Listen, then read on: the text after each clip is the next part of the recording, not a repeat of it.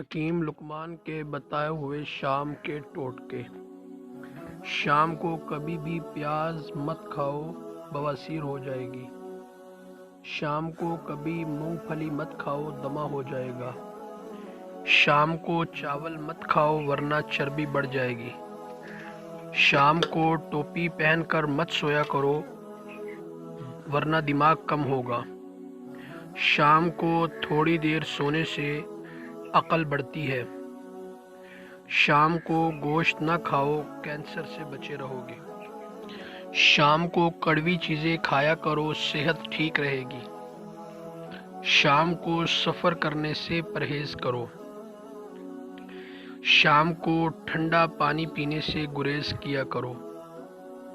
شام کو گرم پانی پیو، کبھی گلے میں خراش نہیں ہوگی۔ شام کو کھانا کم کھایا کرو، کبھی موٹاپا نہیں ہوگا۔ شام کو پانی کم پیا کرو، گردے صاف رہیں گے۔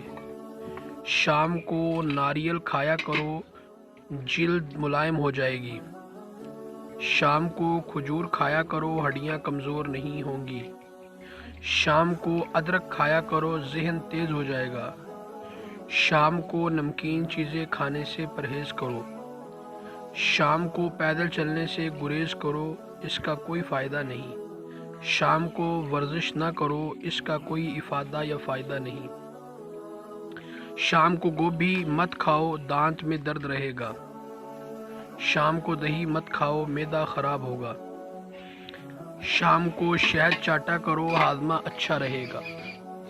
شام کو لہسن کھاؤ، جسم میں درد نہیں ہوگا۔